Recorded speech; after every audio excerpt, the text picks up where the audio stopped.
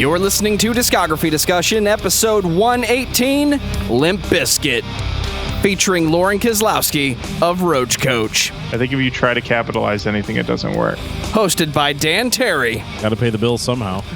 I mean, Josh Baldridge. Kerry King would kill somebody if he heard that shit. And Joseph Wren. I'm trying to give him the night off. He just has to show up and perform. Presented by discussmetal.com. And if you think Limp Bizkit doesn't need an intro, then you are ready for this episode of Discography Discussion. I am Joe, that is Dan, that is Josh, Lorin Kozlowski's here. Hello. We have like the perfect toolkit to discuss Limp Bizkit. that we do. I am definitely of two minds about all of this. Is that really the best you got for the ending of Nu Metal May 2019? Okay, so yes, it is the end of another beautiful Nu Metal May. I like this band especially because the last few bands we've done in Nu Metal May, it was more like are they nu metal? And that was kind of frustrating. But there's kind of no denying that Limp Bizkit has played nu metal from note one all the way to the final note, which hopefully is not the final note.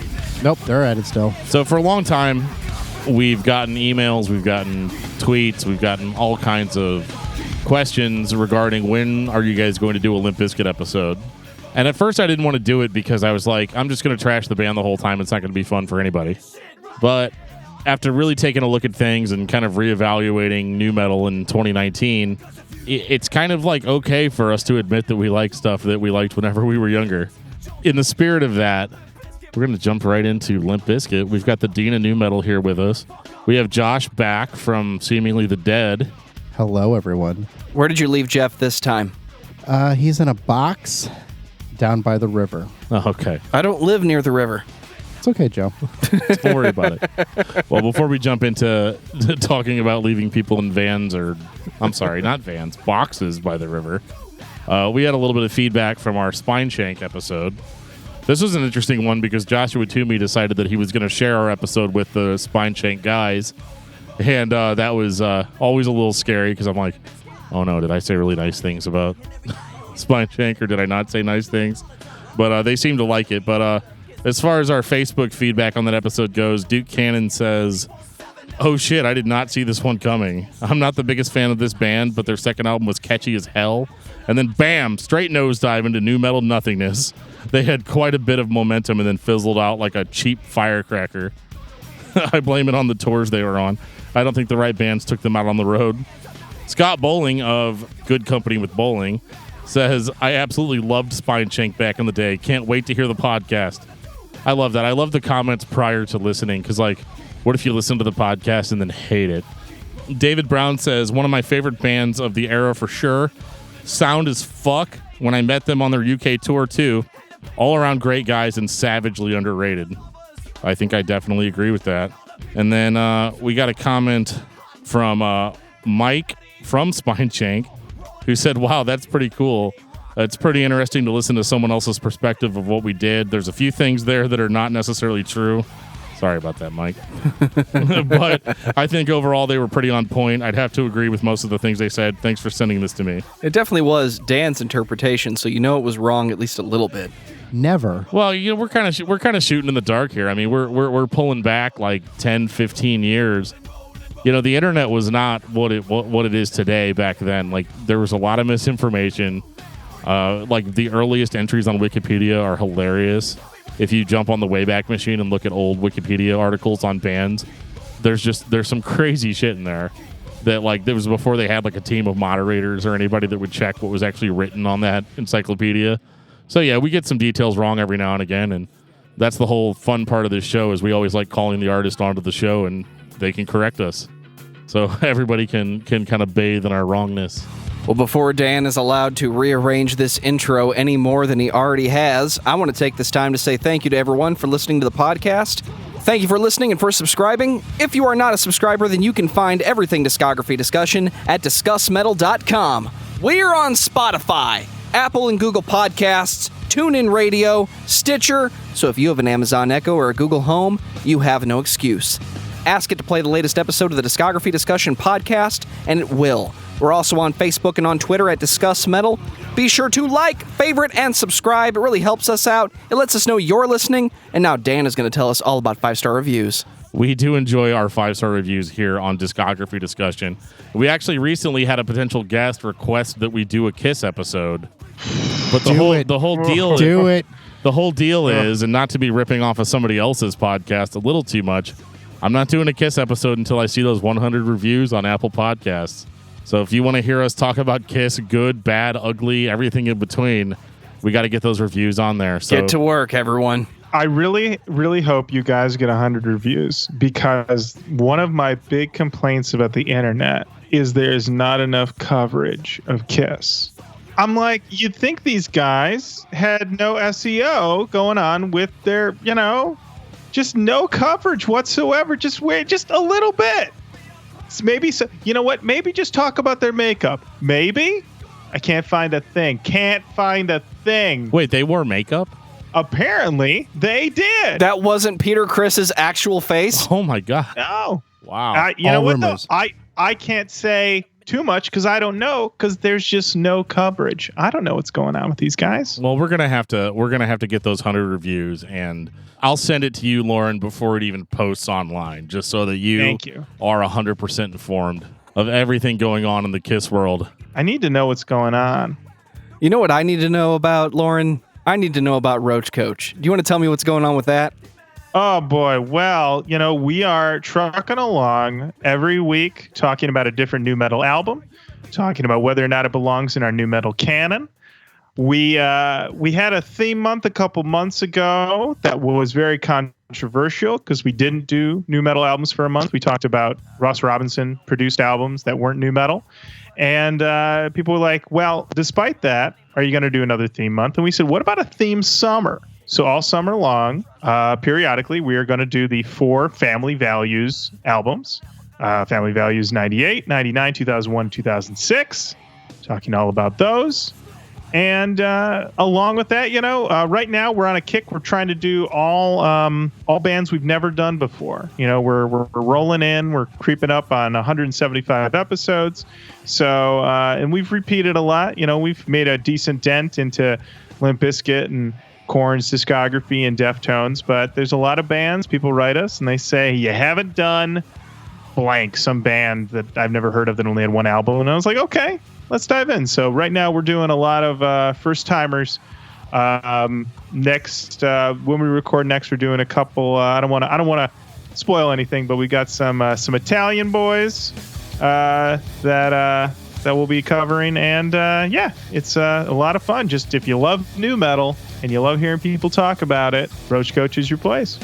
I definitely agree with that statement 100%. I mean, where do you guys think I get all my material? Come on. Some of it I do. Actually, a lot of the times it's a weird mixture of, I agree with that. And it's like, what the fuck? It's a roller coaster. And then I have to bust out the shock collar when he starts taking other people's material. Well, you haven't heard the Stained episode that was posted last week yet. You're right, because, well, spoilers, we're talking about it real soon. Yeah. I'm holding off. Like after this. Really soon. So one of the things I want to point out before we get started is that Josh is officially going to be our third co-host. We had Jeff for 2 years. We had a great time with Jeff. He definitely brought his own unique style to the podcast. But in an effort to keep things in the family, we brought Josh back. Josh was on like our first 10 episodes or so. And, back then, we were very chaotic in our scheduling. And I'd literally call him like after 3 days and be like, hey, you listen to all those Death albums, right? And he's like, there's like 9 of them. And I'm like, yeah, but it's been 3 days. I need those in 3 hours. Can you get over here? Yeah, I'm going to need a detailed report. So we brought Josh back on board, and we hope that we at least get another 2 years out of him. I'm hoping so, at least. For worse or wear, Whether the people like me or not, we'll see. Yeah, we'll see. Well, we're starting off with a fucking winner, if you ask me. Damn right, Limp Bizkit. So, Dan, tell me about Limp Bizkit. Oh, man. Okay, so Limp Bizkit is a nu metal rap rock band. It's kind of weird that they played rap rock because I didn't think that any band ever did that before.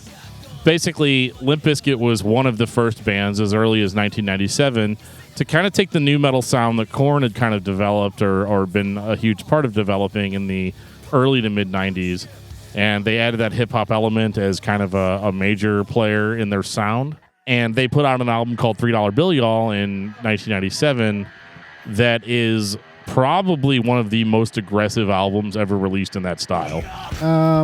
Yeah, I would agree with that because it's heavy. It's not as lyrical or as rap oriented. There's not a lot of DJing as it would be, as some of their later albums. It's definitely aggressive. I mean, I don't disagree with that. I mean, when you listen to bands like Korn and stuff like that, they don't have quite the aggression in their first couple albums that $3 Bill Y'all did. I don't think what is the Korn. I don't think they got heavier until maybe Follow the Leader issues. Whereas, with Limp Bizkit, right off the bat, super aggressive, super heavy, different, definitely different. I admit I bought this album for Faith.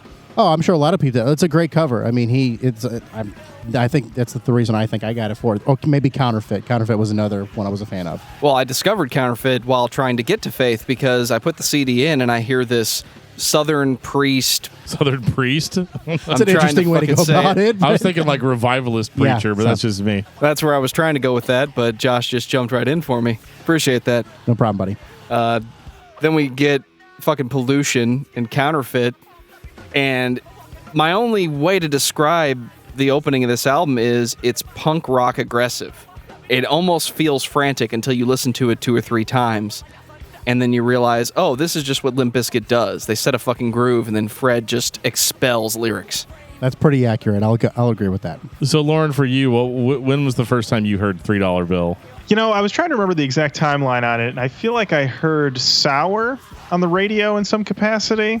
And I picked up the CD probably a year after it came out. And it was, I think it was my soundtrack to like my driver's training summer. I just listened to it like constantly. But the funny thing about a song like Pollution is that it goes incredibly fast right off the gate to this sort of way that feels very unsteady, like you're going to blow up or something like that. Yeah. Which is very excellent and I love. It's funny listening to it for this show, but also I'd actually just randomly put it on back in March. I was driving around and I decided to just listen to it. And until it gets kind of noodly in the back half, I mean, it's pretty solid. It stands up really strongly. And I mean, we did it as our second episode on Roach Koach, and even reassessing it now, it just is what a incredibly rock solid debut. This was your driver's education soundtrack? Yeah. Well, I mean, I listened to it that summer. The guy who actually taught us driver's training put on classical music in the car. Okay, of course I'm picturing Lorin Kozlowski trying to learn parallel parking while listening to the end of Pollution. Just bring that beat back, like Lorin hit the brakes, back. No, Fred said go back. I mean, parallel parking was a huge pain in the butt for me. And so that's not too far off. To this day, I still can't parallel park. It's kind of funny because whenever I took the test, it was like I scored very highly. We got to the parallel parking part, and I was like, "How many points is this?" Do I have enough to pass? Because she's like, "It's only 6 points," and I was like, "Can you just fail me on it, and we'll just move on?" We'll save us both some time. Yeah, it's a little easy to get a driver's license in Missouri, but those didn't count. Joe, feel free to cut that from the podcast. Exactly. But no, this is an interesting record because one of the biggest themes that I want to explore on this episode is perception of Fred Durst. Public perception, rather. In 1997, everybody would have described Fred Durst as this crazy, screaming, rapping vocalist that could sing.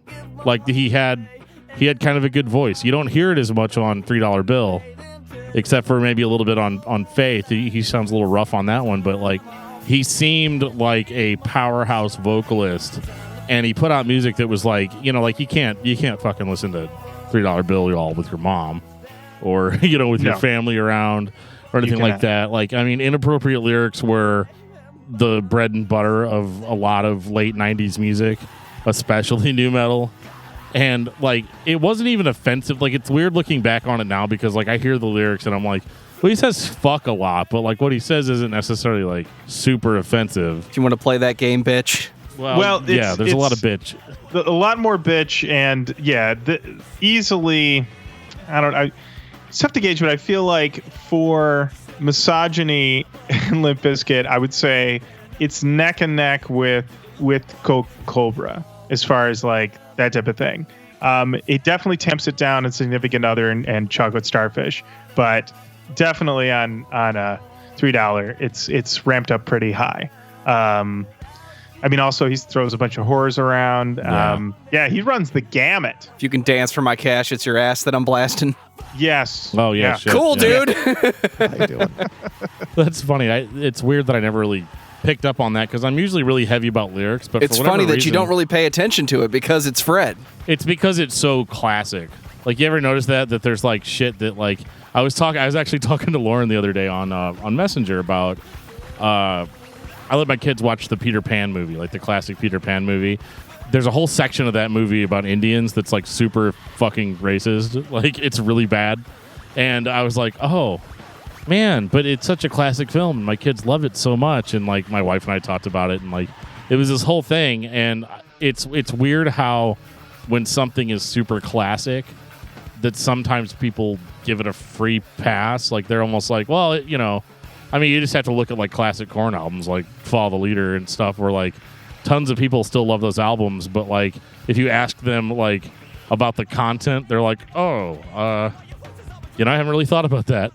And I mean, yeah, it's like, you know, when you're going back to like old classic movies that are really sexist and really racist, and you just sort of like, oh, well, that didn't age well. I mean, I wouldn't lie and say that the lyrics on the first Limp Bizkit album haven't all aged very well. But, you know, it was that era of nu metal where, you know, that was the thing. But I mean, the fact that he tamped it down so quickly with the next record, he clearly read the room. well, I think everybody had something to prove in the late 90s in nu metal, especially, where it was like, how do I, you know, it's almost like death metal was in the early 90s. It's like, how offensive can I be so that I can get tons and tons and tons of attention? But the biggest difference between like Limp Bizkit and like a death metal band is those bands had no chance at mainstream success, whereas Limp Bizkit had all of the ingredients to make a hit record, and that's absolutely what they fucking did. Right after $3 Bill, y'all. I mean, they put out Significant Other, and it basically took the world by storm. I mean, the other thing to keep in mind is, you know, they had already attracted a large female audience, and you're going to retain that if you respect that audience. So that's another part. I mean, if you look at his character from $3 Bill, is this very aggressive, spurned man. And then on Significant Other, he's, I mean, a little more sensitive.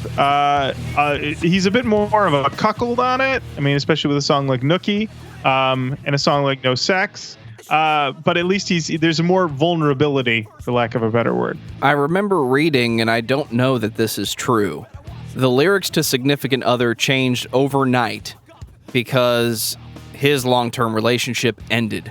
Wouldn't surprise me. Not at all, based on the lyrics of most of his songs now. And it's funny because, as we'll talk about later, Fred's actually a super sensitive dude. Very much. Like, He is. super sensitive. Look like, at Rearranged. He does not take rejection well. You know, especially looking at Nookie. I've listened to Nookie so many times and like analyzed it and overanalyzed it and just tried to figure out like what it was. And it just reminds me of like little kids like that are like maybe 11 or 12. And this kid's like, oh, I like this girl. She's my girlfriend. And then, like, they're girlfriend and boyfriend for a day or two when they pass notes back and forth to each other. And then at the end of it, you know, she's like, oh, we're breaking up now. And he's like, well, I never liked her anyway. That's the impression I get from a song like Nookie. And it's so funny because on the surface, it seems like kind of a misogynistic song. It almost seems like there's a little bit of element of satire in that song. I mean, he definitely, I mean, the key part of it is that he says he didn't actually even get laid. So Yeah. in a way, you know, the joke was on him. The song is a lesson song. And the lesson is don't do that. Learn. Do as I say, not as I do. Right. There you have it. Fred's here to commit our sins for us so that we can learn from them. Exactly. He's like Jesus in that regard. Yes, absolutely. Absolutely. Thank you, Fred. Thank you so much, Fred. Jesus with a snapback cap. But we're talking a lot about Fred, but we got to talk about Wes Borland. Yeah. Please talk about Wes, that maniac motherfucker of a guitar player. Oh my God! Fred's a huge part of the sound. Don't get me wrong. Like when I listen to Limp Bizkit, if Limp Bizkit continued without Fred in some weird alternate universe, I'd be like, oh my God, what the fuck? With Wes Borland, part of the appeal of Limp Bizkit is just the immediacy of the songs. They don't even necessarily have to be heavy, but they are oftentimes. But this, for some reason, this dude is able to write riffs that just make you want to get up and fucking punch people. And I don't understand how that talent happens. I listen to a lot of metal bands, and I don't get that impression. Even from some of the more aggressive stuff on the spectrum, I don't feel the same way I feel when I'm listening to Limp Bizkit. There's energy, there's immediacy. I don't know if he spent 4 hours at every practice coming up with the perfect guitar tone. The way his riffs hit, and then you mix it with as Joe said, Fred's expulsion of lyrics, it just fucking works, and it shouldn't work. I mean, the thing with Wes is that he has in his arsenal. I mean, the run from $3 all the way to Chocolate Starfish. How many classics does he drop in there? It's insane. It's crazy. What a run. And and it seems like he can, we've got the real simple break stuff type things. And then you have more elaborate tappy things on stuff like Rearranged and other stuff like that, where he's getting a little bit more experimental, but still, I'd say the only moment that they sort of veer out from the sound is the last song on $3 Bill, which I think they can get away with because it's album number 1. You sort of haven't quite defined yourself yet. He knows his lane with this band. He stays in it, and it just always keeps things interesting. Certainly when they came back with the Gold Cobra, he's dropping some riffs on there that are beautiful, devastating. So yeah, and I think a lot of the time with Wes, it's really just like the mysteriousness too, like his actual visual presentation. Like in any of the videos is like you've got Fred who just seems like a dude. Like you're like, yeah, I could see that guy being a rap rocker. You know what I mean? Like it makes sense. And then you got Wes over here that looks like he was supposed to go on tour with Marilyn Manson, but got lost and ended up on tour with Limp Bizkit. And it's so funny because you just make these faces and just kind of I was going to say David Bowie on LSD, but yeah, I'll take yours. It depends on what tour it was because he was always changing it. Yeah, and it's also funny when you look at all the other bands in the scene at the time, there was, I think, this thought of that initially he sort of fit with that same mold, the sort of, outlandish outfits. A lot of other people had them, but then he really doubled down on it into the Significant Other era, and then just kept upping the ante. And then when he rejoined the band, and they were, now the outfits are so outlandish and so crazy. It's, and it's a weird juxtaposition to see them. Has anyone seen them live besides me? I've seen them live. It was so long ago, and I was just waiting. I was just waiting for another band to go on. The visual juxtaposition of having Fred and sort of white Adidas, he does gloves now a lot, and the rest of the band just sort of dressed normal, for lack of a better word, and then there's Wes in head to toe black light up, face paint. It's just, it's like another world now. Did he have the glowing suit the last time you saw him, Lorin? I don't know if it was a glowing suit. I know it was something elaborate with the face. With the face work, though, but I think there was a lot of black. Trench coats. Yeah. Possibly. Yes. He's real famous for that. And it's very simple, but something to me always stood out visually. Here's John Otto with his giant drum kit turned 45 degrees, playing these badass grooves, and then DJ Lethal is just over here at his giant rolling red table. To me, there was something always strange about that, the band had to come in and set up and actually tune everything, and I always just pictured DJ Lethal would just roll in, put his headphones on, and all right, guys, I'm ready to go. Oh, you're not ready yet? Fuck you, dude. Seriously? You got to get your levels on your two turntables, Well, that's one of the fun things about Limp Bizkit too. Is like, as far as rap rock goes, the only band that I'd really heard that played that style was Rage Against the Machine before Limp Bizkit, and they had kind of more of like a bare bones, like drier sound, you know. And like that's actually my biggest criticism of Rage, is that like they're really good, but they're really dry sounding. If there's a texture to their music, it's like sandpaper. No depth to your ears? To me, you know, I know there's a lot of people, Tom Morello is a guitar god and all that, and I don't get it, but I understand why people feel that way. It's good you understand that. You don't get it? I don't get it. It's okay, let me put it this way. Here we go. I understand it, but it's not my preference. Okay, that makes more sense. Okay, like I understand that, like, I understand that he's great. Okay. But I just don't appreciate. Right. I just don't necessarily appreciate what he does. Just checking. Okay. Lorin Kozlowski just came out with a broadsword, I'm ladies and about gentlemen. to sign the fuck out of Skype. Yeah. Like this is like a Josh Toomey Pantera situation here. Jeez. But anyway, so I guess what I'm trying to say with that is that, like, Rage had rapping, but I didn't feel the hip hop element like I felt it with Limp Bizkit, and I think DJ Lethal was a huge part of that. Just creating that sound. I couldn't imagine. Again, it's another member of the band. Like, every member of the band was so integral to their overall sound. And I know that might sound like a really basic statement, but there's tons of bands out there where, like, you can fucking swap out the drummer, you can swap out the guitar player, you can swap out the, you know, in certain cases, like, you can swap out the lead singer, you know, like, it doesn't matter. But with Limp Bizkit, I feel like they were never good unless they were that lineup. You know, or I mean, they were, but, like, I guess really the only members of the band I can really think of that the band has to have. In my mind, the perfect Limp Bizkit has to be John Otto, Fred Durst, and Wes Borland at the very least, and DJ Lethal. Like, it's like there's no substituting that. And whenever we get into albums where members are missing, it becomes dreadfully noticeable. Like, it's it's very starkly different. Well, throw Sam Rivers in there too. I mean, the way he and Wes work together, his bass playing versus Wes's guitar playing, they almost change places. It just kind of works. I'm a lead singer, so I hate bass players. I'm sorry. Wow, man. I know it's my cross to bear.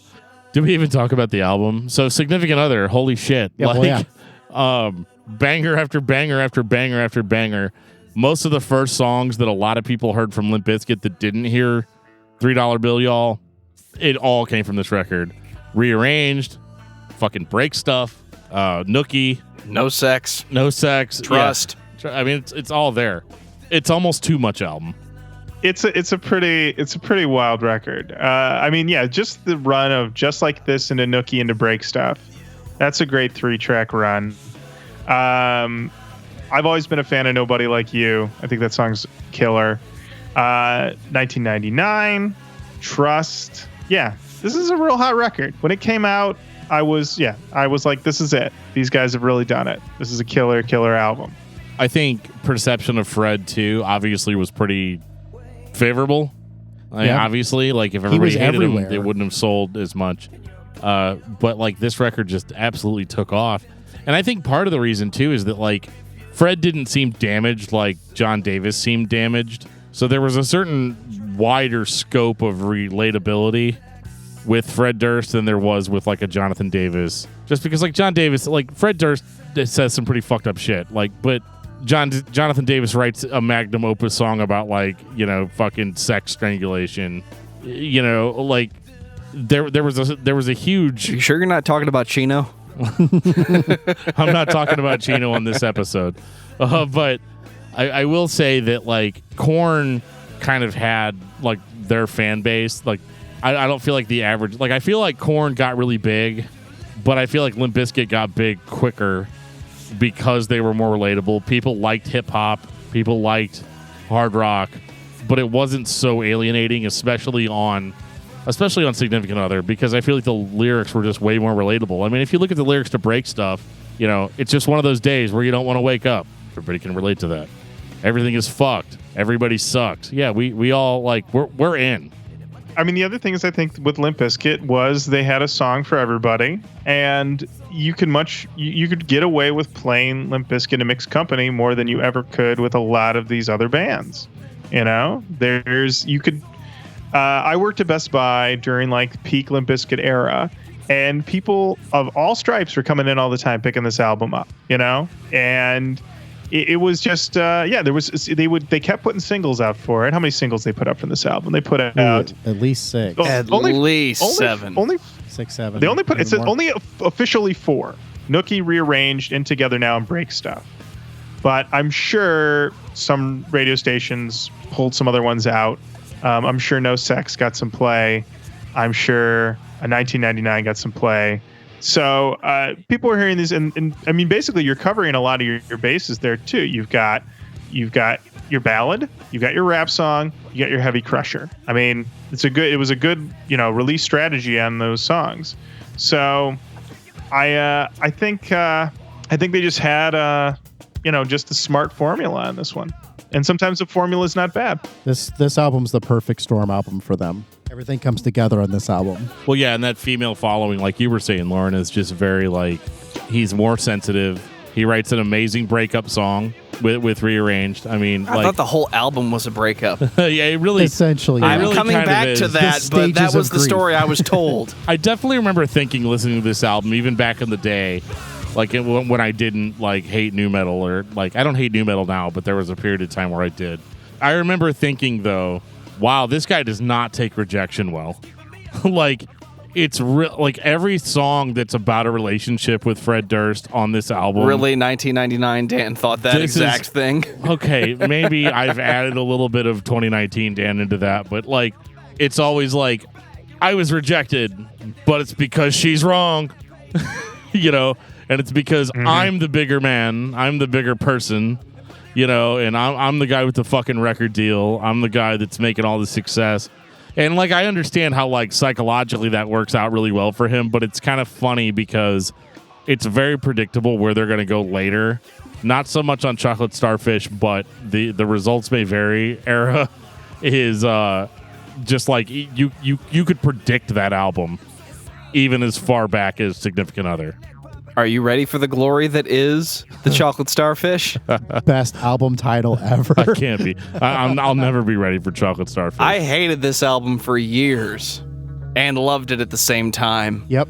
And then out of nowhere, Lorin Kozlowski and the Roach Koach pops up and says, "You guys don't understand. He was fucking with pop music, and that's why it's great." And I turned around and looked at it again and said, "Okay, I'll bite." Put the album back in and said, "I've been wrong the whole time." Yep. You are welcome. I'm always happy to change everyone's opinion about nu metal, even if it takes one person at a time. You did for me, man. Like when we started this podcast, like I was very, very staunchly like no nu metal at all. He And was. I'd like, you want to do Korn? Like, well, we could do Korn, but that's Yeah, it. Josh was Well, like, come on. How can we not do Limp Josh Bizkit, took right? me out to a nice steak dinner and bought me some beers, and was like, "Come on, man, let's do a Korn episode." Come on. Once you get Korn out of the way, you'll want to do more. Here we are at the end of our second Nu Metal May, and it's one of those like being honest with yourself about what you liked as a child, and it didn't get better than this. Like for a while, like this band had such an impact that it's only inevitable that whenever a record like Chocolate Starfish comes out, that it couldn't have been like more anticipated. I remember hearing that, like, I remember thinking it had a stupid title, but like I don't think I got it when I was younger either. I mean, I don't think that's changed. I think it's still, a dumb title. But it is something where I think if they'd given it a more normal title, it probably would not be thought of so negatively. Even though, like, quality-wise, I think it's even a step up over Significant Other. But because it has that name, I think it's an easy target. And the funny thing is that, calling your second album Significant Other, that's pretty clever for a nu metal band. Mm-hmm. When you consider what most bands in the genre call their albums, I'm trying to think of, just in general, Annihilation and, Fallout and, the general sort of aggressive and sort of name, 1 word, 2 word names, Significant Other just seems almost clever. But then Chocolate Starfish is just a run on the complete opposite end. I think a lot of time when I hear people say like, oh, Limp Bizkit, oh, those Chocolate Starfish guys, I'm like, you literally are just the name. Like, you probably haven't heard more than like a song. Yeah, and I also think that at the time, it was kind of the perfect title because they were going pop. There was no doubt about that. They were on TRL. They were everywhere. Yeah. So they want to still be edgy, I guess, a little bit because that's what they're known for. They're known for being this band that's super edgy and plays this aggressive style, but like they're catching on because they're just that fucking good, you know. Like, and that was the image they wanted to portray. So when you call an album Chocolate Starfish in the hot dog flavored water, I can't even say it with a straight face. No one can. But it's the perfect title for when it came out. Hey, Dan, Limp Bizkit's going on tour, and it's going to be free to the first 3,000 people. You know who's paying for it? Napster.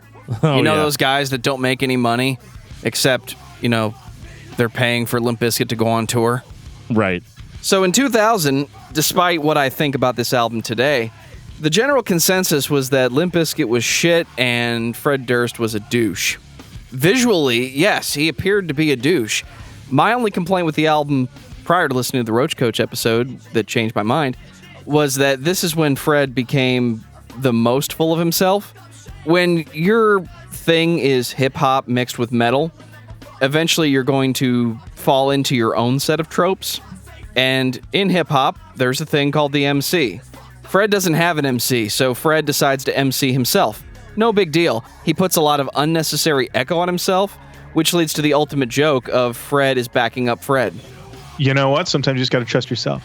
I don't think that's any different than what we described as the Jonathan Davis I was just saying, choir. Jonathan Davis, we did the same thing. Like where he would record like 80 takes of himself singing. This was the year 2000. Yeah, I mean, I don't think it's that different. I don't think it's that bad. But this is where, as far as perception of Fred really starts to change. Yeah, I mean, he doubles down on the Fred Durst of it all. And, I mean, yeah, putting out a song like Rollin', I mean, you're setting yourself up. Same thing with, My Generation. I mean, the intro, I mean, Hot Dog, that song. I mean, that's sort of doubling down on the image in a way that is How many times can we say irreversible. fuck in a song? Yeah. Yeah, that really set the mold and broke it right there. There was no coming back after that. The thing about this record, though, I mean, Hot Dog into My Generation, into Full Nelson, into My Way, into Rollin', into Living It Up. What a run! Insane. And then you could say it takes a bit of a breather with the one and get your groove on, but then take a look around. It'll be okay, Boiler. This record is stacked. And it may only fall apart at the very end with the air raid vehicle. Well, But that when your depends. thing is hip hop and you hang out with hip hop guys, it's eventually going to just happen. So I mean, that is think a that's thing. Classic. I think that's a classic. The DMX verse on it is all time. I love it. I still prefer the original Rollin', Yep. but that could just be the not rap fan in me. Could be. But then again, you have to beg the question of why you're listening to Limp Bizkit anyway. And the reason is because riffs. That's right. I mean, this band chugs and slaps. Slaps is a new thing that kids say, so I'm trying to say it to sound cool. But it really does. And on this record especially, yeah, it's a fucking pop record. We have to just get that out of the way immediately, and then just kind of go with it. And I think this record still did really well. And so whenever I talk about the perception of Fred, I feel like it wasn't until after this album's tour cycle was over that everybody just decided, oh, Fred's a fucking douche.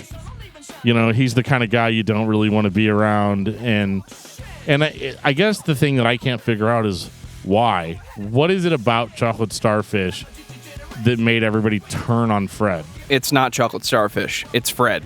I've heard the term, it's a Dane Cook situation, I was just thinking that. but I think that the Dane Cook situation should be called the Fred Durst situation. The argument has been that Dane Cook was never funny, and Fred was never funny. And I think that the Dane Cook situation should be called the Fred Durst situation. The argument has been that Dane Cook was never funny, and Fred was never funny. And I think that the Dane Cook situation should be called the Fred Durst situation. The argument has been that Dane Cook was never funny, The only reason he was successful is because women thought he was hot. You could make the argument that Fred Durst was popular as a person because girls thought he was the shit. And guys justified it by listening to Break Stuff and Rearranged and Nookie and Faith. And then when we get to Chocolate Starfish, we're over this idea that your girlfriend thinks Fred Durst is hot. Joe, do you think that Fred Durst is attractive? Sounds like you have a man crush. Do you not think Fred Durst is attractive? I kind of dug into that a little bit He's more okay. maybe than you wanted me to, but I'm starting to wonder. Do you think Fred Durst is the hottest frontman you guys have ever done on the show? We have occasionally talked about how hot or not hot the lead singer of the band is. It's the Okay. blue eyes. I will say, well, we haven't released that episode yet, but I would say that no, the hottest frontman of a band would be the lead singer of Between the Buried and Me. Look behind the curtain. That episode's done and edited. but no, it's funny. We actually have dug into that before. But I think Fred Durst. I remember being in high school and there were tons of female fans that dug Fred Durst, or they at least. And I don't necessarily think it was his body or his physical attractiveness necessarily. It was just charisma. It was just the attitude. Yeah, the charisma. The look at me. I came from fucking nothing, and I'm in the biggest band in the world now. You know, like. To be clear, I agree with Lorin entirely. Fred Durst may be the best frontman of all time, in that he can make everybody in front of him pay attention to what he is doing and like it. So what changed? Well, you have the specific alchemy of the band. Are you talking about what changed for like Fred's perception? I think it's a social thing. I think you can only run this type of genre of music so far, and then you're going to hit some sort of new genre of sort of a new cool. Like Fred Durst in 99, early 2000. That's pretty cool. Cool dude. But then you hit basically the rise of like the Strokes and bands like that. And that's cool. And then the whole nu metal genre just seems sort of corny all of a sudden, or played out, or it's like, and it happens very quickly like that. And suddenly, you don't have the same social cachet that you once did. So, I mean, I guess, and then as far as like what happens to the band, I mean, obviously you've got this perfect alchemy of these guys all working together. Wes leaves the band, and then that takes us to the next era. It falls I apart. don't want to talk about this album. All right, we're talking about Big Dumb Face now. Oh no, right. It was a switch over. But no, I can dream. I don't even like Big Dumb Face as much as I like Limp Bizkit. But you know that's the frustrating thing, and I keep beating this dead horse. But like as far as perception goes, I understand how he became not cool, but I don't understand where the hatred came from. Because it wasn't just like, he's not cool anymore. I don't really believe that he's a tough guy or whatever. Like, I never believed Fred Durst was a tough guy, but the whole perception of like, he's cool, but now it's kind of old. It hasn't aged well. But then to go from like, he is the textbook definition of what everybody considers a douchebag, literally overnight. I mean, he did a lot of stuff. I mean, he was notorious for walking around and saying that he wanted to hook up with this girl, hook up with that girl. He used to try to do that sort of, I don't know the exact term for it, but it's sort of like putting things out into the universe and verbalizing it with the idea being that it will come back to you. So when he was making Results May Vary, he would go on talk shows and say things like, what's inspiring you on this record? And he'd be like, oh, I have a picture of Angelina Jolie on the wall, and I'm using that as inspiration. And like, oh, have you met her? He's like, no, I haven't, but I'd like to. And then that suddenly puts it out there where then these same interviewers will then go interview Angelina Jolie and go, do you know him? He's like, she's like, I don't know him. Like, well, do you want to meet him? And then it's all out there, you know? And so he has this rep of that being that type of guy, you know, insinuating relationships with someone that he didn't actually have. I mean, there's the entire Britney Spears controversy, in which, by all accounts, he probably did have a relationship with her, and she just flat out ignored it or played it down. I mean, he did. She's the only celebrity that he's actually written a song about, although it didn't actually make the album. But He had a relationship in that's- I Fred's think- mind. Fred thought they had a relationship. So yeah. So I mean, yeah. Let's dive into results may vary. So what do you? How was your experience with that one, Dan? Dan. Oh, sorry. I want to know everybody's. We'll get to you. I like the. Okay, so this album does not sound like Limp Bizkit, except for a couple of times. Obviously, they have the song "Head for the Barricade" on this album, which is another great podcast you should check out. But like that song was cool. The rest of it doesn't sound like Limp Bizkit.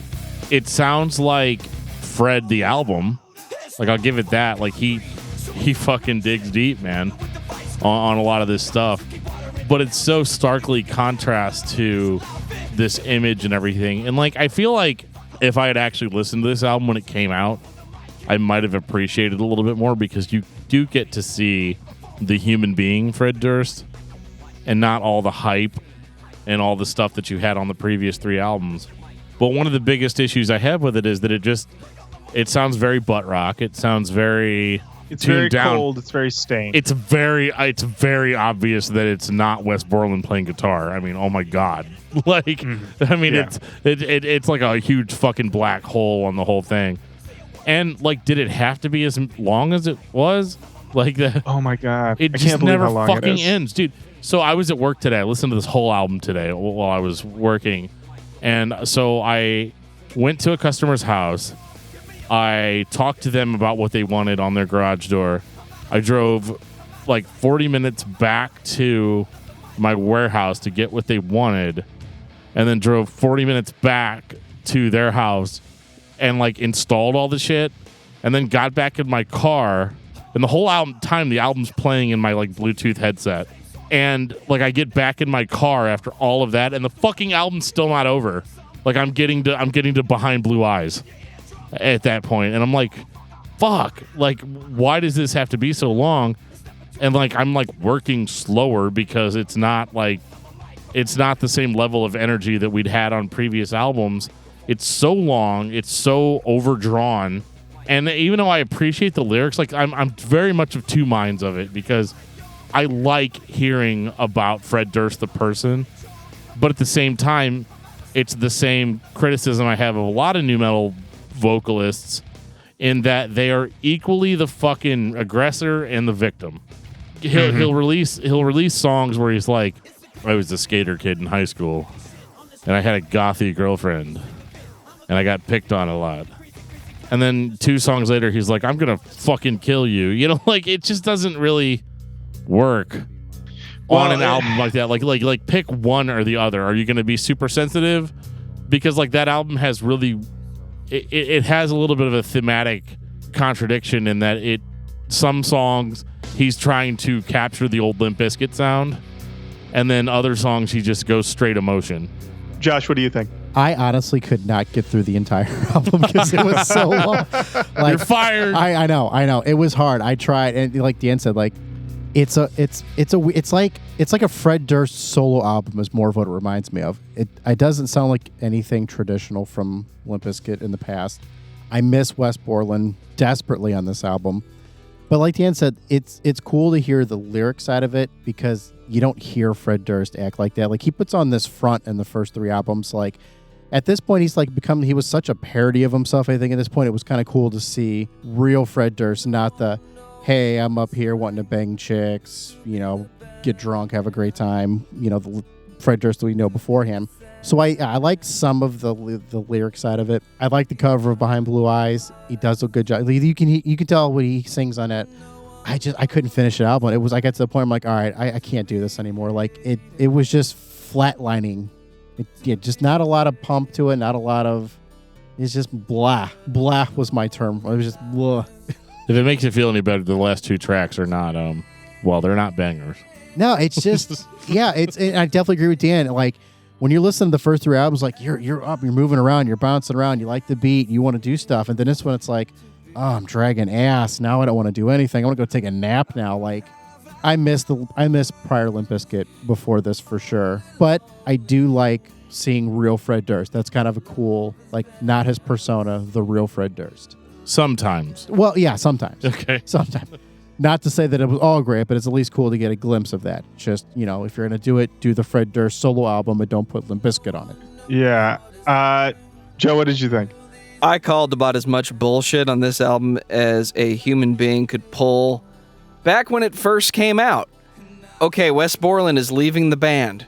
Not a big deal. I didn't throw a fit about that. But then they did the bullshit press move where they went on a tour of Guitar Centers to try to find their replacement guitarist. I remember this now that you bring it up. I totally remember that. And after all that time spent and all those dates and people that would go and stand in line and do their thing and try to impress, I assume, Fred Durst or whoever his manager was at the time, I truly don't know. They pick Mike Smith, former guitarist of Snot. Great choice if you want somebody who knows how to write music that is batshit insane, although a different type of batshit insane. But it wasn't really. It wasn't even as aggressive as Snot. That's true. So he pulls a Jason Truby and does the best he can with the band he was not a founding member of. He tries to fill in and do what he does. Do I think he's to blame for this? No. I just don't think Limp Bizkit can write Limp Bizkit without the core group. Because John Otto, if it was him, he could have said something. It's definitely not DJ Lethal because he's not playing the guitar. All Fred had to say was, be more like Wes, and he probably could have pulled it off. So this had to be a group decision. I think it's mediocre. It feels more like a solo record. The cover definitely appears to be a solo record. I don't know how anyone else feels about putting the lead singer's face on the cover of an album, but I think it's a great choice sometimes. Just shut up, okay? It's got good songs, but I don't remember them as Limp Bizkit songs. I remember them as songs I've heard on the radio, and that's about it. All right, well, we need to get Lorin Kozlowski's opinion on this album because there's tons of Roach Koach listeners tuning in because their favorite thing about when Lorin comes on the show is that he gives his opinion on albums that he hasn't covered on his show yet. Really? That's a thing? Oh, that's very much a thing. So I can tell you that when this album came out, I reviewed it for my college paper, and I gave it a positive review. And I liked Eat You Alive. I liked Re-Entry.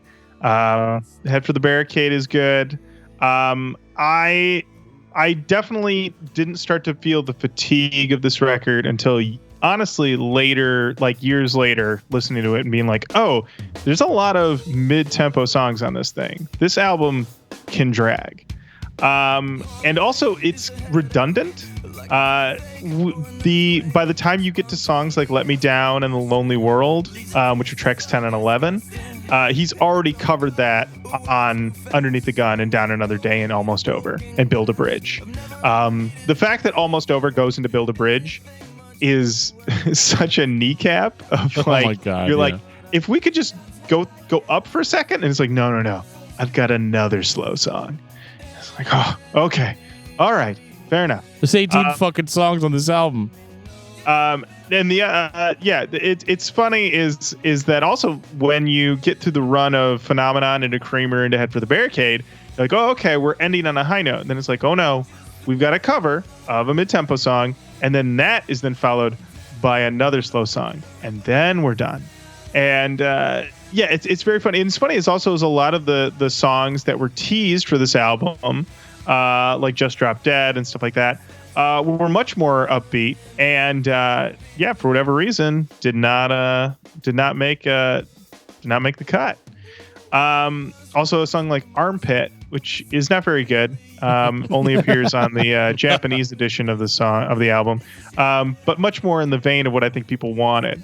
And I do agree, though, like this is the only album cover that features Fred Durst, like it has his face. All the other album covers don't feature anything of the band. They feature something artistic or, a Wes art or something like that. They're all Wes Borland paintings. Yep. Yeah.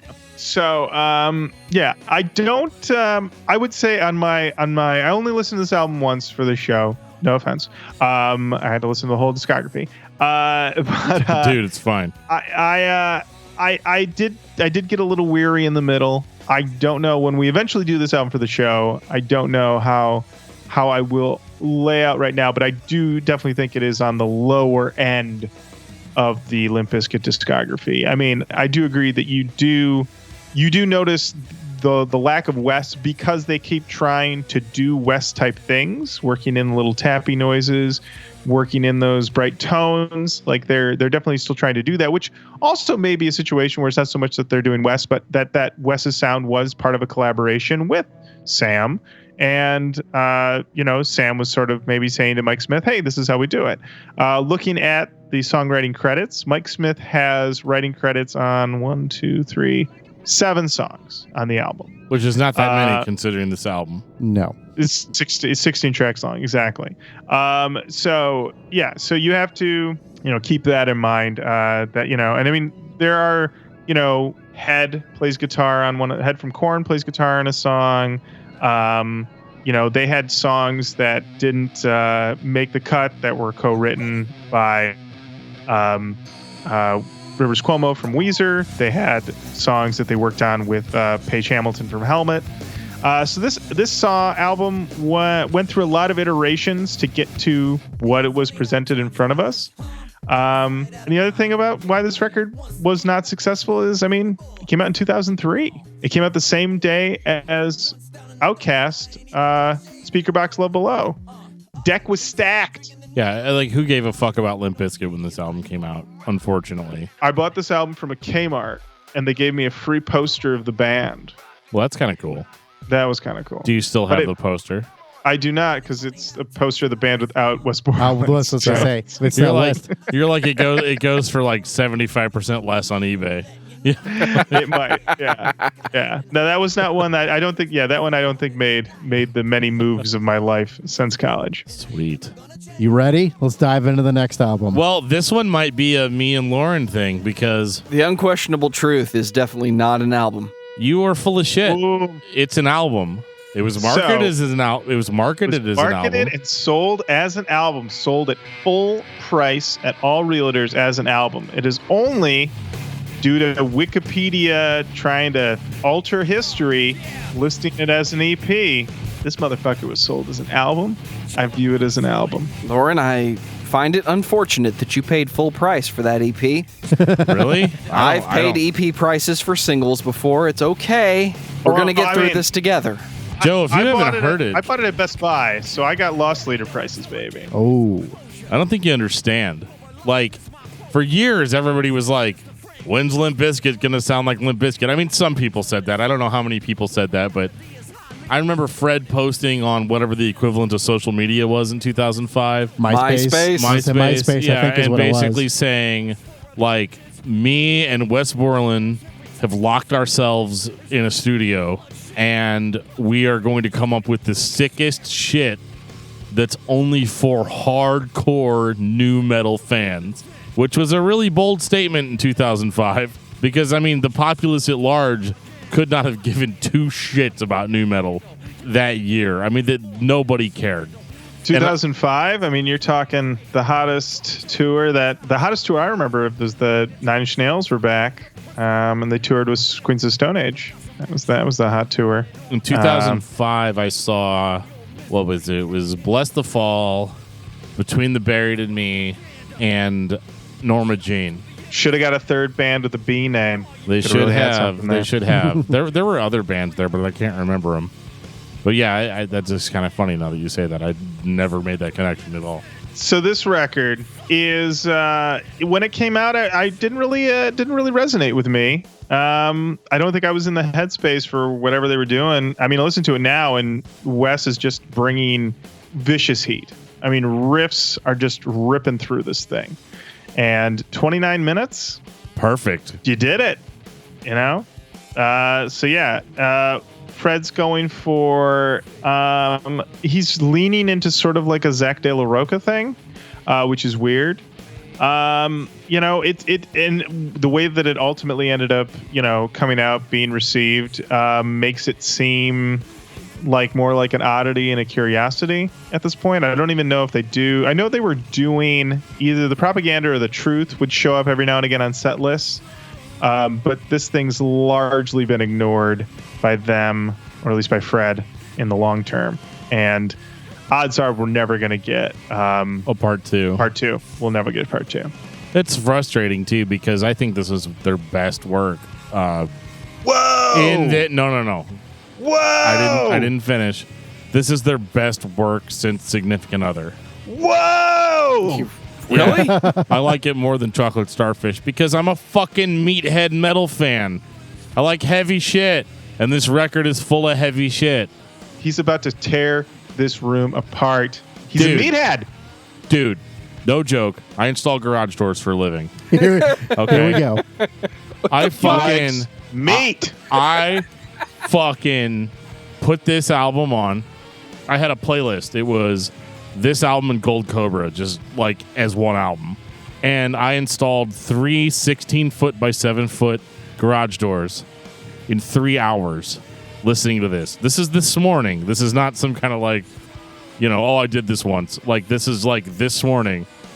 Because this album is a get shit done kind of album. And Gold Cobra even, that we're going to jump into. But like, this was so heavy, so aggressive, so in the pocket. And at this point, I'd listened to their discography so many times that I was like, I couldn't wait to get to this one. Because I was like, this is them doing what they kind of did on $3 Bill, but in a more modern setting. I mean, there's no denying that the riffs are more modern, a little bit more in line with what heavy music fans would look for now. And by now, I mean in 2005. So it definitely hits really hard. And in my opinion, I like it more than Chocolate Starfish. Just this 7 songs.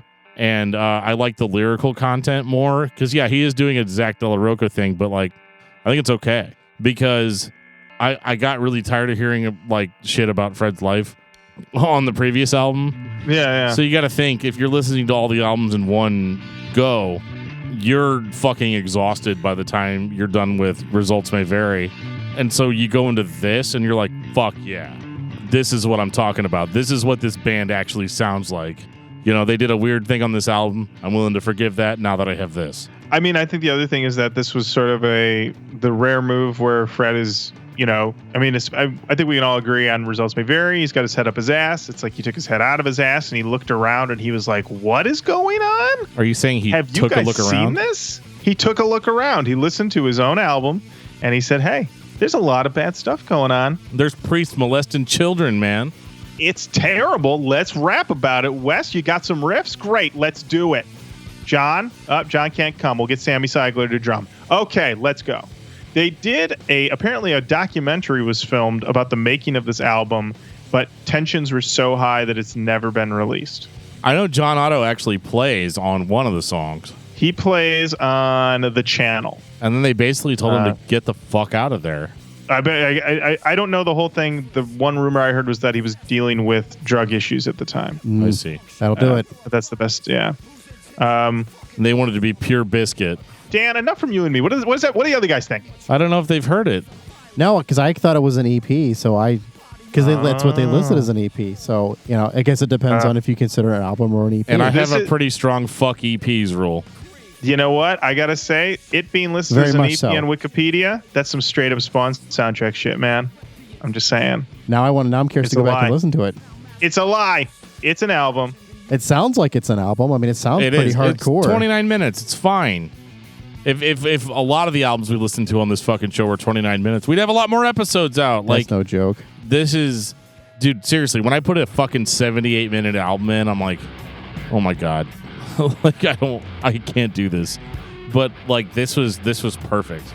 A gift. It was like a, hey guys, everything's going to be okay. Was this when Wes and Fred did the interview together and said, we don't get along, we understand that we don't get along, but when this group is together, magic happens. So I, Wes Borland, am going to be in Limp Bizkit again, and we're just going to make music, and hopefully you all enjoy it.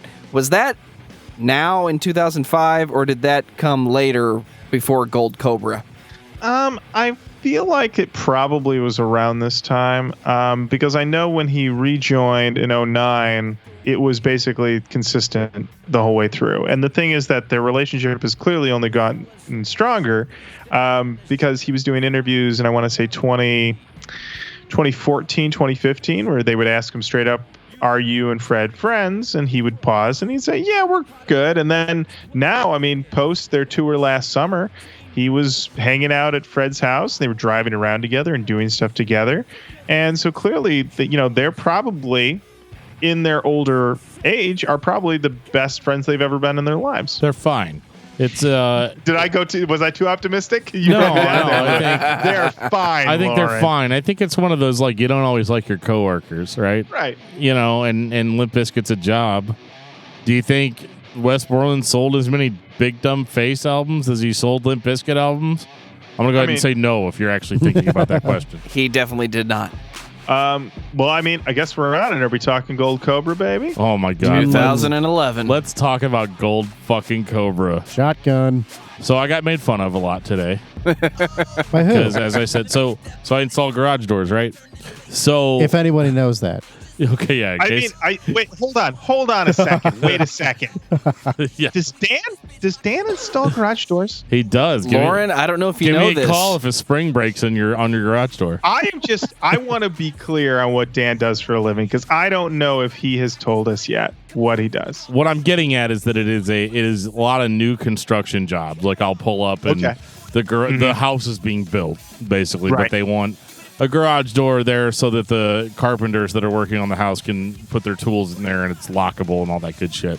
So these fucking carpenters, God bless them, are fucking trying to do their job. And I am in the garage blasting Gold Cobra really loud.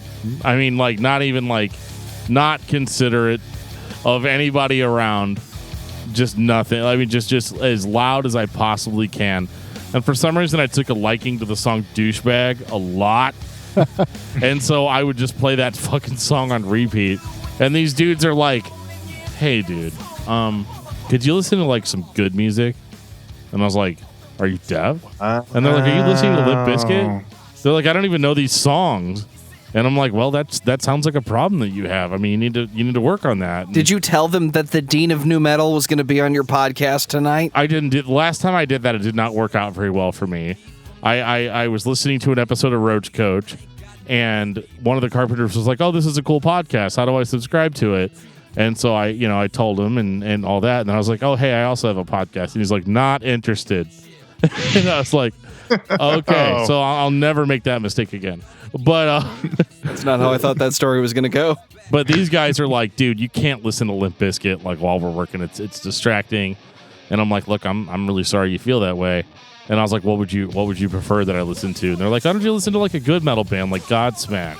And I was like, Wow. As a fan of Godsmack, they are not metal. And I was like, okay, if my choices are Limp Bizkit, Gold Cobra, or any Godsmack album, I guess count me as a Durst disciple, man. Like, I can't. I'm sorry. I can't fulfill your request. I just can't do it. And so those guys had to listen to Douche Bag for the next hour. On repeat. But then you they were looped Douche Bag? I looped Douche Bag. It was just fuck you up. Fuck you up. Yeah. It was a little disrespectful, and a little bit. I feel bad because, like, I'm gonna have to see those guys again Next week. Next time it's going to be Zayo. Once they install that's what they normally have to listen to is, like, really loud fucking abrasive shit. But I mean, isn't Gold Cobra a really loud abrasive shit? It sounded like it to me. Because this is a return to form like I've never seen. I feel like this is what $3 Bill Y'all would sound like if it was recorded in 2011. No. It's not $3 Bill Y'all. I like it more than that. Because it sounds modern, and because Wes Borland has this way of making me able to get shit done really quickly, this album was what I needed to get to this podcast on time tonight. While pissing off your coworkers. So in your older age, you rate albums now on how well they help you get your job done and get from one location to another? Absolutely. Okay. It's a huge component of my job. Just curious. I don't get paid by the hour. I get paid per garage door that's installed. Mm-hmm. So it behooves me to get 4 done in a day. Right. Like $100 a door. It's like, if you I could, understand. you could do 1 or 2 doors a day, and that's fine. But if you could listen to a song like Douche Bag for an hour on and I don't understand it because like this is so kind of opposite of what I would normally listen to. Like, because I'll play Cannibal Corpse and shit like while I'm working, and the coworkers don't love it, but then I guess they're like afraid to talk to me after that, so they don't say anything. But in this case, it was like in 2019, I found it strange that it was some kind of federal offense to be listening to Limp Bizkit while installing a door or doing carpentry work, and it's weird to me. And to come back to my favorite word on this episode, perception. Like, is it still cool to hate Fred Durst? No.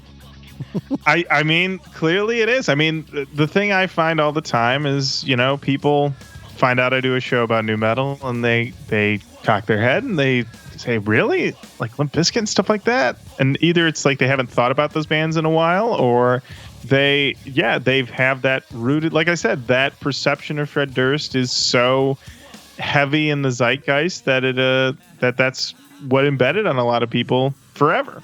I do like the idea though of just being like, you're listening to Limp Bizkit and not the songs we know. Right? Not Nookie. Yeah. It's like they have other really great songs. Yeah. It's like, oh, this food is terrible in such small portions. But I mean, going to this album though, when this album came out, I was very pleasantly surprised. A lot of rippers on this thing. Bring It Back is a ripper. Douche Bag's a ripper. Yeah, it is. Why Try is easy top 10, maybe top 5 all time. Oh yeah, Limp Bizkit. totally agree. Why it's track 12, I don't really know, but it does bring the album back up after 90.2.10, which is probably, I don't know, in the bottom end of Limp Bizkit songs. So some mistakes were made, but considering the rest of it, it's easy to just kind of shove that one under the rug. Yeah. Josh, what'd you think?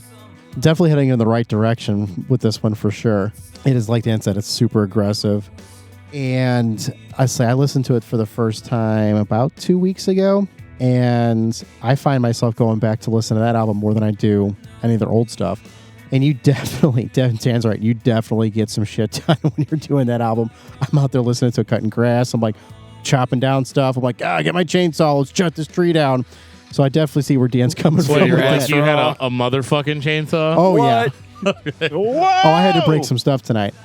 I like it. It leaves me hopeful for the direction that as long as they're still together and Wes and Fred don't hate each other, that the next Limp Bizkit album is going to be just as good, if not better, than this. If we ever get it one. Yeah, the rumor has it. Wes says it's done. Fred says it's in his basement. No one really knows.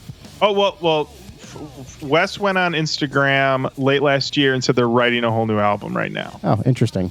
And then Fred had been posting rehearsal footage of the whole band, like everybody back. Sam's there, DJ Lethal's there, working all together. So my prediction was that they would probably drop something before year's end.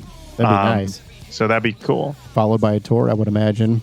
Well, and let's throw out too that like Limp Bizkit has had an amazing tour cycle in the past couple of years in that they fucking show up. Like, for as much as we've talked about perception, and I always say this about bands like Nickelback, where people are like, oh my god, I fucking hate Nickelback. It's like almost the same example of like how everybody hates somebody that's massively successful. But like those tickets aren't fucking selling themselves. Like there's people that will pay good money to see Limp Bizkit today. Yeah, absolutely. And they play sold out shows. They're, maybe not on the same success level that they once were, but considering that it's fucking almost 20, no, it is more than 20 years past their prime almost, that they're still doing this well. They still sell out. And that just says something to the craft of the songwriting, that they hit on something on a primal level that we can all appreciate. Like, Yeah, sure. It's easy for me to be like, dude, fucking Morbid Angel is way heavier than Limp Bizkit, and that's what I'm going to listen to because I'm a fucking meathead metal fan. But it doesn't really, like, it doesn't affect me on a personal level. You know, like, Limp Bizkit had this perfect mix of, like, danceability, I guess, so to speak, and relatable lyrics, and just kind of outrageous lyrics, too, at times, where, like the fucking, you know, like, I've got a chainsaw, I'll skin your ass raw, like that kind of stuff. What? As stupid as it sounds, it's awesome. Like, you almost have to look at it like a B horror movie. Like, a B horror movie, like, everybody's like, oh, that's really bad. But, like, is it bad if it's 100% entertaining? I don't think so. Yeah. The worst thing is a boring B movie. Oh, absolutely. You know, but if it's fucking just over the top, but the effects are kind of bad.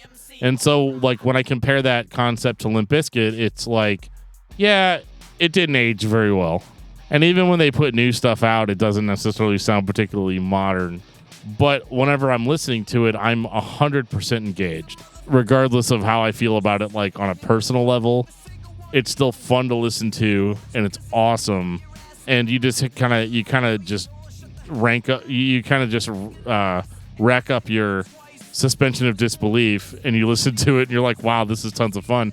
And like in my case, it was like, oh shit, I listened to these albums, and I got a shit ton of work done really quickly. So, like, there's a huge benefit to that. Is that your final thought? Yeah, I guess so. So to you, Limp Bizkit doesn't stand up the test of time? They didn't age well for you?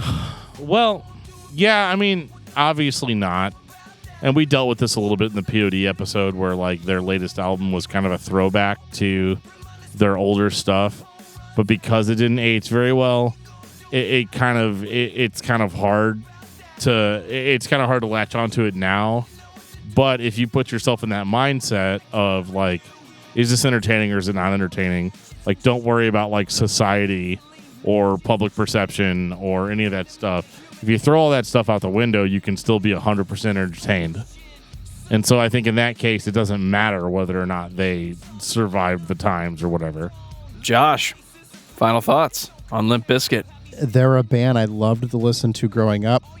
When I revisit them now, I still enjoy listening to the same albums and the same new stuff that they have now that I did, high school. Like Dan said, it doesn't necessarily age well, but I personally enjoy it. So to look at it and break it down now as an adult as opposed to an adolescent high school kid, I still get jacked up to listen to break stuff. I still go crazy in Counterfeit or, but I still enjoy, like Dan said, Douche Bag now. Like, I get amped up. It's a fucking magnum opus, man. It's like as a whole, I personally still love to listen to Bizkit, and if they had new stuff that comes out, I would totally go see them. They obviously still have a following. I mean, they just last year, the year before, they had a show here at a local club, and someone's like, "Do you want to go?" Yeah, sure. It's Limp Bizkit. I'll see the classics. It sold out in like 15 minutes. Like, I didn't even get a chance to even try to get tickets.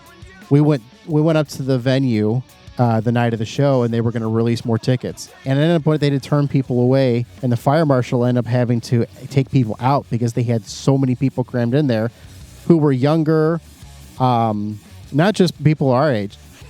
And so I definitely think that people, the kids today, could listen to it and sort of relate to it. So it was just kind of cool to see a band that we grew up listening to still can be sort of relevant today. So I still listen to Limp Bizkit. I like it. I always like Limp Bizkit. I think Limp Bizkit is everybody's favorite band to listen to that no one wants to admit they like. Not quite the modern day Nickelback. That's fair.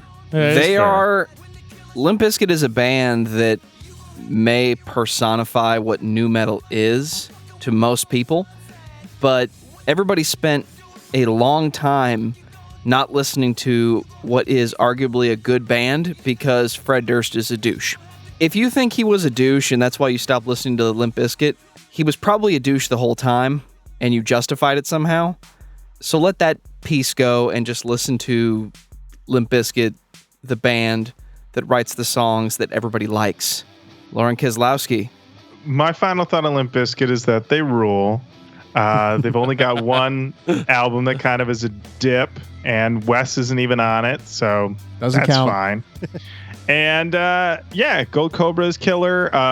They put out a single that was supposed to be, the lost album, the Stampede of the Disco Elephants.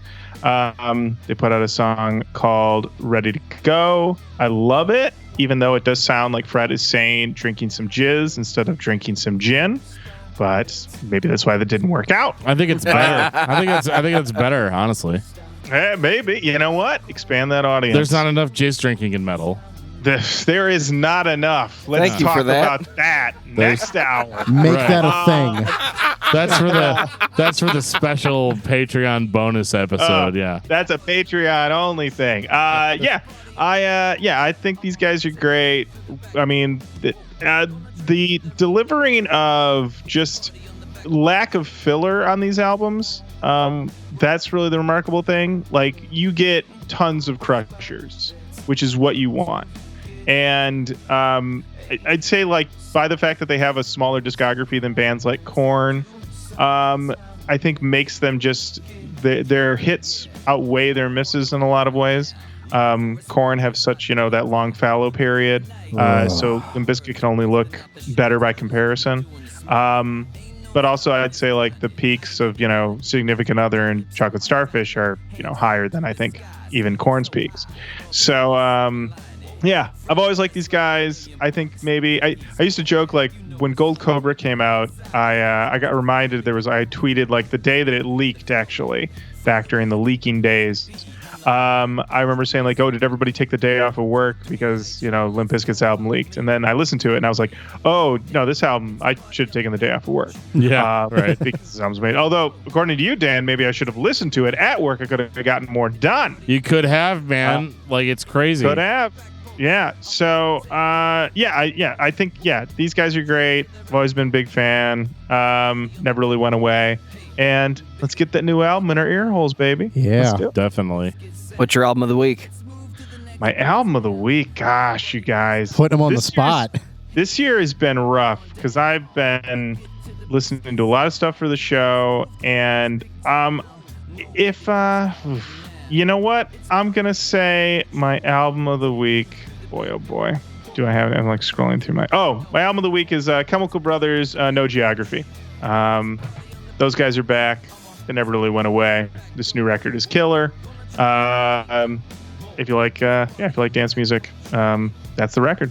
Dan, what about you? Well, with Limp Bizkit, I've had to kind of cleanse the palate a few times, go back and get more into, like, what is my kind of base as far as what I love about music.